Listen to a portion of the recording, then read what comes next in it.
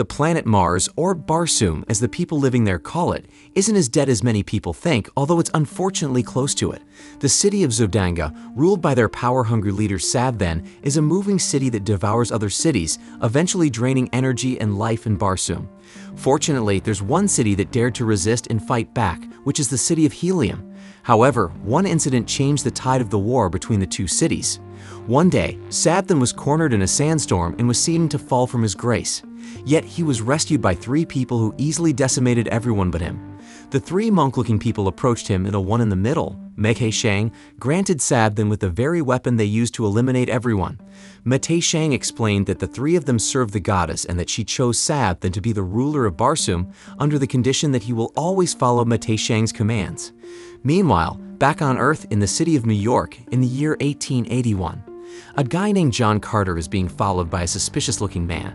After losing him, Carter goes straight to a post office to send a telegram to his nephew, Edgar Rice Burroughs. After receiving the telegraph, Edgar, or Ned as Carter used to call him, immediately goes to see his uncle, only to find out that he passed away already. Arriving at Carter's mansion, Ned is greeted by Noah Dalton, his uncle's lawyer. Not long after, Ned sees all of his uncle's hard work in finding what seems to be a medallion. And just as he found it, his sudden death followed. Hearing that, Ned remembers that his Uncle Carter used to tell him wondrous stories when he was a child that he enjoyed so much. Wanting to pay his respect, he asks Dalton to take him to Carter's mausoleum. Yet, there's no keyhole on the door, and it can only be opened from the inside, which was a specific request from Carter himself. Going back inside the study, Dalton reads Carter's last will to Ned, stating that all his wealth and property now belong to him. This shocks Ned, reasoning that although he had a good relationship with his uncle, it has been so long since the two of them met. In turn, Dalton gives him Carter's journal, saying that only Ned was permitted to read it, so it must have the explanation that he's looking for. Confused, Ned immediately reads Carter's journal where another wondrous story is written for him to indulge. 13 years ago, in the Arizona Territory, Carter devotes his life to finding what he calls the Spider Cave of Gold. However, he gets arrested by Colonel Powell, who wants to recruit Carter into their fight with the local Apaches. As it turns out, Carter was a Confederate captain before he became a treasure hunter. But Carter has other priorities, so he tries to escape over and over again until he finally does. Yet he doesn't get away far enough as he gets cornered by a band of Apaches in front and the U.S. cavalry soldiers at the back. A battle then ensues between the two groups when a U.S. soldier shoots one of the Apaches, catching Carter in the middle. Luckily, he manages to get away unharmed, but Powell isn't as lucky as him. Saving the colonel from the Apaches, they escape to a nearby cave. Seeing how the Apaches back away in fear, Carter follows where they're looking and realizes that they are in the Spider Cave. Inside, Carter finally finds the Cave of Gold that he's been searching for a long time. Unexpectedly, one of the monk-looking men from Barsum shows up and attacks Carter. Powell alerts him of the attacker, allowing Carter to dodge and fight back. In the end, he shoots the monk-looking man and hears him mumbling in his dying moments. At this moment, the medallion in his hand glows, so Carter gets it and utters the word Barsum. And with that, Carter strangely finds himself in the middle of the desert. When he tries to walk, he keeps on stumbling for some reason, so he tries jumping and it happens to be more suitable for him. After a while, Carter finds a nest. But to his surprise, the creatures hatching from the eggs are something that is not of Earth. As it turns out, Carter has just been transported to Barsum, but he doesn't know it yet. Just then, a tribe of alien creatures called Thurns shows up and attacks him. Luckily, he evades the attack by jumping so high that it even impresses the leader of the tribe. With that, the tribe leader named Tars Tarkas stops the others from attacking Carter. However, Carter still attacks Tars but fails miserably. Due to that, they bring him in and treat him as if he's one of the new hatchlings. Carter is then taken under the care of a female Thark named Sola, who is covered by burnt marks. After cleaning him along with the other hatchlings, Sola makes him drink something that allows Carter to finally understand their language. Meanwhile, in the city of Helium, Deja Thoris rehearses how to explain to her father the solution she discovered to defeat Zodanga. Shortly after her father, Tardos Mors, who is the leader of Helium, arrives, but he seems to be burdened by something. As it turns out, they are already losing the war against Zodanga. At this time, Deja exclaims that there's still hope for them. Then, she explains to them the element called the Ninth Ray. According to her, upon reading the reports on Sadthan's weapon, it heavily resembles the said element that has unlimited power. Deja points out that Sadthan only uses it to satiate his hunger for power, but in their hands they can use the Ninth Ray to bring back life to Barsum. She asks for more time to work on the element, but one of the people in the room turns out to be a monk-looking man that works with Mei Shang. Acting discreetly, he destroys Deja's machine, removing all hope that she shortly brings to everyone. With that, Tardos orders everyone to leave as he wants to talk to his daughter privately. At this moment, he reveals to Deja that Sab then offers to unite the two cities if she accepts his hand in marriage. As expected, Deja doesn't approve of this, but Tardos insists that they have no other choice and that it's for the safety of their people. Later that night, Carter tries to escape, but he's being followed around by a frog-slash-dog creature called Woola. When he jumps into the hall, Woola still follows him, so the Tharks start beating it up. Acting quickly, Carter jumps down to stop them and kills one of them with just one punch. Because of that, he and Sola are punished together the following day. Afterward, Tars warns Sola that there's no more place in her body to burn, so her next punishment will be death. Then, he orders Carter to jump, but they are interrupted when somebody alerts them that the Flyers are coming. Referring to Helium and Zodanga, they are battling again, and the tribe begins betting who will win this time as they make the battle of the two cities a spectacle. At the same time up there, Sabthan is looking for Deja as she happens to run away from him. This makes Sabthan so mad that he wants to kill her. However, Mei Shang convinces him to only cripple the ship as they need Deja alive. Speaking of Deja, she dresses as one of the warriors in an attempt to escape. Unfortunately, she gets spotted by Sab, so they manage to hit her ship, causing her to nearly fall. On the other hand, Carter sees her and decides to rescue her. Jumping high enough, he catches Deja to safety and fights her enemies. Witnessing this, Tars bets on Carter as he's proven to get toe-to-toe with Zodanga warriors and even their ruler. Later on, the Tharks join the battle and shoot at the ship of Zodanga, forcing them to back away. With that, the Tharks celebrate and Tars anoints Carter as Dotar Sojat, officially making him part of their tribe. Some time later, as the Tharks plunder the spoils of the battle, Carter approaches Deja, who's mourning the loss of her people. At this time, she asks him how he could jump that high, to which Carter just returns a question, asking how she learns to fly a ship. Confused, she asks if ships cannot sail light from where he came from. In turn, Carter says no, explaining that ships from Virginia travel the seas. Hearing this, Deja points out that there are no seas on their planet. Just then, Carter is starting to put the pieces together, yet he still seems to be lost. With that, Deja draws the solar system to the sand, revealing to Carter that he's on Barsum, or what he knows as Mars. Here, Earth is called Jasum, and Deja asks how he came here from a different planet. Looking at Tars, Carter points at the medallion, stating that it's what brought him here. Seeing this, Deja says that he must be a Thurn, a holy messenger of the goddess Isis. At this time, Deja takes Carter to the Temple of Tharks. Sola tries to stop them, insisting that only Tharks can enter the temple, but they don't listen. Inside, Deja asks Carter what the goddess says, but he doesn't have any idea. Yet, he notices some writings on the wall, so he takes Deja for her to read it.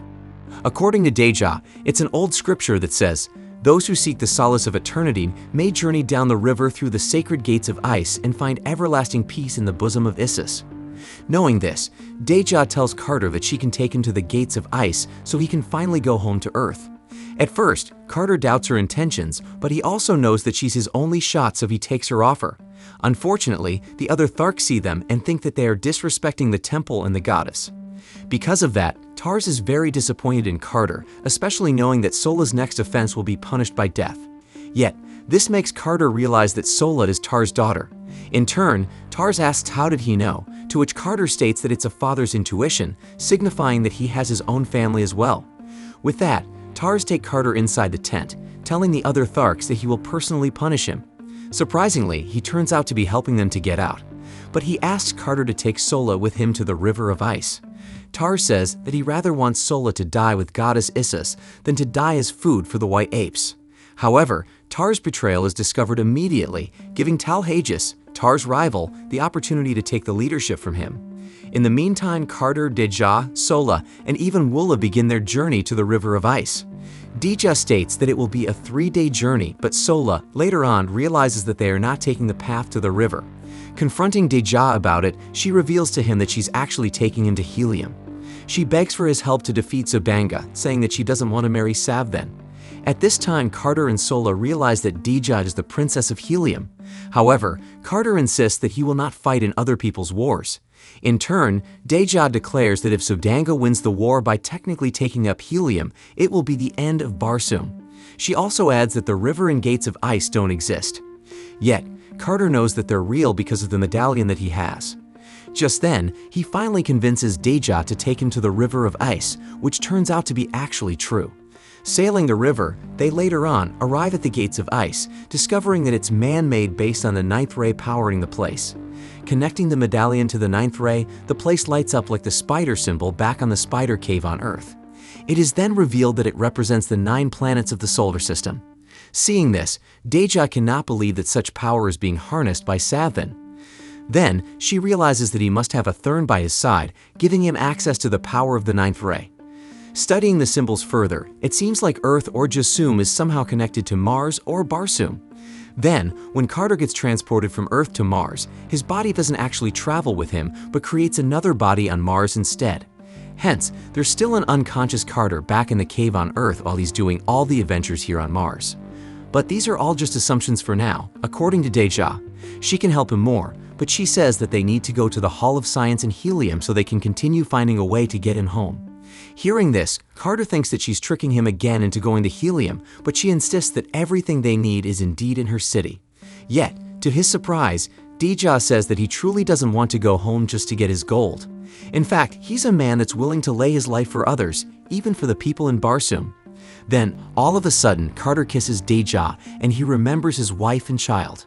At this time, they are interrupted by loud noises outside and Sola's call for help. As it turns out, she's being attacked by a more vicious race of Thurns, the Warhoons, under the order of Mate Shang. Acting quickly, they sail back to the shore and try to escape, but the enemies are still catching up to them. Left with no other choice, Carter and Woola fight all of them. While doing so, he remembers the tragic death of his family. It is then revealed that Carter's wife and kid died in a fire together while he was away. Grieving, he buried his family right in the ashes of their burnt house. Later on, the Warhoons start overwhelming Carter. Luckily, a ship from Helium shows up and helps him. But to Deja's surprise, Savin is with her father, acting like he's worried about her. Afterward, they are taken to Zodanga for Carter to be treated while Deja is being prepared for the wedding. When he wakes up, Kantos Khan, Tardo's trusted right-hand man, helps Carter to get to Deja by pretending to be taken hostage. There, Deja tells Carter that she finally knows how to send Carter back to Earth. And as they say the chant together, Sav then barges in, only to find that Deja is alone. Yet, Carter happens to be only hiding from him, deciding that it's not the time to go home yet. Unfortunately, he's spotted by Mate Shang, who's pretending to be one of Deja's attendants. With a restraint controlled by him, Mate Shang takes Carter into the city while changing forms now and then. Based on how the Thurn describes America, Carter realizes that he must have been to Earth already. Mate Shang then explains that the doom of Barsum is not on them. He says that they are not causing the end of the world, but rather managing it. And with Savin's constant hunger for power, it's easier to manipulate him than other rulers like Tardos. However, what terrifies Carter the most is Mate Shang's revelation that Deja will be killed after the wedding so Zodanga can fully take over Barsum, ultimately leading up to the destruction of the planet. Fortunately, Woola shows up and attacks Mate Shang, freeing Carter of his restraints. He then goes back to Thark's tribe to gather an army to fight Zodanga, only to find that they are now ruled by Talhages. Captured, Carter is thrown into the arena, along with a beaten-up Tars, to fight White Apes. At first, they struggle because Carter is chained while Tars is weak, but they, later on, manage to defeat the White Apes. And to everybody's surprise, Carter challenges Talhages for the throne of the tribe. Everyone cheers for him, pissing off Talhages. So he charges at Carter, making it his biggest mistake as Carter takes the opening to decapitate the leader of the Thark tribe, claiming the throne for himself. Afterward, Carter reveals to everyone the plan of Zodanga to betray Helium. He insists that if Helium falls, so will Barsum and Tharks will fall as well. With that, they all charge Zodanga, ready to battle alongside Helium. Unfortunately, they find no one as the wedding turns out to be happening in Helium. With time not on their side, Carter tells the Tharks that they will fly, but Tars says they don't fly. Due to that, Carter flies to Helium alone, crashing the wedding and alerting everyone that it's a setup. This causes a battle to ensue between the two cities. Not long after, the Tharks arrive through airships, causing the advantage to get into the side of Helium. Meanwhile, Carter takes down Sav then and confronts him about the Thurns. However, before he can tell him anything, the ninth ray covers Sav then's head and crushes it. It also attaches to Carter's body, but Deja luckily stops Mate Shang from crushing his head as well. In turn, Mate holds Deja hostage, but she takes the opportunity to steal his medallion from him and throw it at Carter. Then he throws it to the crowd, causing Mate to push Deja to pursue the medallion. After catching her, Carter follows Mate and sees that he takes his form to ask Thurns to give him the medallion. Unfortunately, it's already too late as the Thurn gets his hand on the medallion and escapes immediately. Yet, despite this little loss, they still win as Zodanga is finally defeated at last. Because of that, Carter and Deja get married just as the Thurns become officially part of Helium. Some time later, Deja wakes up on an empty bed beside her. Looking for Carter, she finds him looking over the city, stating that there's still a part of him that misses Earth. With that, Deja permits him to go, under the condition that he won't take long. However, Carter changes his mind at the last minute and throws his medallion instead, embracing the moniker John Carter of Mars. This is then the opportunity that Mate Shang, who's posing as one of the guards, is waiting for, and he quickly transports Carter back to Earth. Just then, he wakes up in the Cave of Gold with the remains of Powell at the entrance. Panicking, he tries to go back to Barsum by chanting repeatedly, but fails over and over again. That's why he decides to use the fortune that he got from the Cave of Gold in search of the medallion on Earth. Remembering how Mate Shang perfectly describes Earth, he knows that the Thurns were here on Earth at some point in history, until one day he finally finds the medallion. Going back to Ned, the journal finishes with Carter stating that the Thurns had been watching him since he went back to Earth. And he knew that they would destroy his body once they found him, so he cannot truly go back to Barsum. With that, he tasked Ned to protect his body, pointing out that Mate Shang must be in his mausoleum now as he finishes reading. Acting quickly, Ned goes to the mausoleum and finds nothing. Examining the door, he knows that his uncle will put a secret way to open it from the outside. Just then, he presses the letters N, E, and D on the letterings on the door, finally opening it. But he doesn't notice that a man is about to stab him from behind, using a knife ray. Luckily and unexpectedly, Carter shows up and shoots the Thurn, killing him. At this time, Carter reveals to Ned that he never found a medallion and he just faked his death, hoping that a Thurn will show up to destroy his body to get their medallion. And before he closes the door, Carter tells his nephew to get a life of adventure of his own. The movie ends with Carter lying down in the mausoleum, chanting the words back to Barsum to go back to Deja, the love of his life. John Carter is truly an underrated movie of its time. With a basic plot, they managed to pull off a great execution, plus the unexpected twist in the end makes the film so good. Overall, this movie is highly recommended, especially for your family movie nights.